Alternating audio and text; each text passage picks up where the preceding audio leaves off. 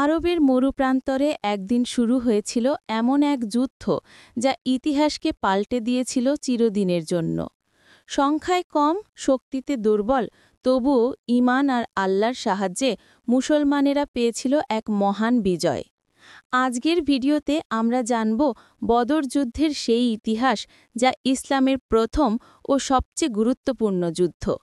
মক্কার কুরাইশ নেতারা নবী মোহাম্মদ সাল্লাল্লাহু আলাইহি ওয়াসাল্লাম এবং তার অনুসারীদের ওপর দীর্ঘদিন অত্যাচার চালায়।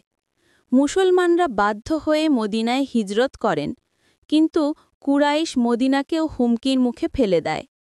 তাছাড়া কুরাইশরা মুসলমানদের ছিনিয়ে নেওয়া সম্পত্তির বিপুল মূল্য দিয়ে একটি বড় বহর পাঠায় সিরিয়ার পথে। নবী সাল্লাল্লাহু আলাইহি ওয়াসাল্লাম সেই বহর থামানোর সিদ্ধান্ত নেন, যাতে মুসলমানদের ক্ষতিপূরণ হয়।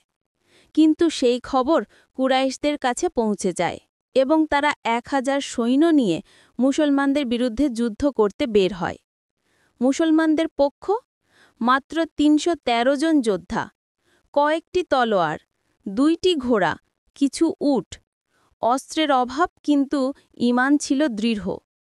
নবী সাল্লাল্লাহু আলাইহি ওয়াসাল্লাম নিজ হাতে সৈন্যদের সারিবদ্ধ করেন। বদর এলাকায় কৌশলগত অবস্থান বেছে নেন। হজরত মুসাব ইবন উমাইর, আবু বকর রাদিয়াল্লাহু, হামজা রাদিয়াল্লাহু, আলী রাদিয়াল্লাহু সবাই ছিলেন সেই দলে। কুরাইশদের পক্ষ প্রায় 1000 সৈন্য, অসংখ্য উট ঘোড়া, শক্তিশালী অস্ত্র, অহংকারে ভরপুর এবং মুসলমানদের নিশ্চিহ্ন করতে অঙ্গীকারবদ্ধ। সকালে যুদ্ধ শুরু হল। প্রথমে 3 জন কুরাইশ যোদ্ধা মুবারাজায় বা একক যুদ্ধে আহ্বান জানায়। মুবারাজা মুসলিম পক্ষ থেকে বের হলেন হজরত হামজা রাদিয়াল্লাহু, হজরত উবাইদা রাদিয়াল্লাহু, হজরত আলী রাদিয়াল্লাহু। তারা 3 জনই কুরাইশদের 3 যোদ্ধাকে পরাজিত করেন। এতে মুসলমানের মনোবল বেড়ে যায়। সম্মুখ যুদ্ধ, 2 পক্ষের সেনা মুখোমুখি আক্রমণ শুরু করে। ধূলি ঝড়ের মতো তলোয়ারের ঝলক, চিৎকার, ধাওয়া, সব মিলিয়ে বদর প্রান্তর পরিণত হয় এক ভয়ঙ্কর রণক্ষেত্রে। মুসলমানরা সাহসিকতার সঙ্গে লড়লেন। সংখ্যায় কম হলেও তাদের অবস্থান ছিল সুবিধাজনক। ইতিহাসে উল্লেখ আছে, নবী সাল্লাল্লাহু আলাইহি ওয়াসাল্লাম আল্লাহর কাছে কাঁদতে কাঁদতে দোয়া করেন, হে আল্লাহ, আজ যদি এই দলটি নষ্ট হয়ে যায়, তাহলে দুনিয়ায় তোমার ইবাদতকারী আর থাকবে না। এরপর আল্লাহর পক্ষ থেকে ফেরেশতারা নেমে আসেন মুসলিম সেনাদের সাহায্য করতে।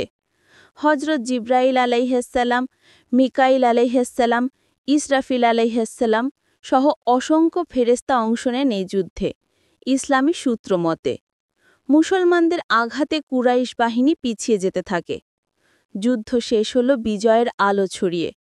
কুরাইশ বাহিনী পরাজিত, তাদের বহু নেতা নিহত। মুসলমানদের মনোবল আকাশচুম্বী। আল্লাহর সাহায্য আর সত্যপথের শক্তি বিজয় এনে দেয়।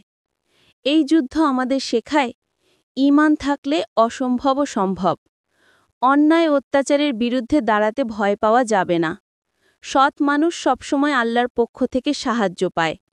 সংখ্যায় কম হলেও নৈতিক শক্তি বড় শক্তি।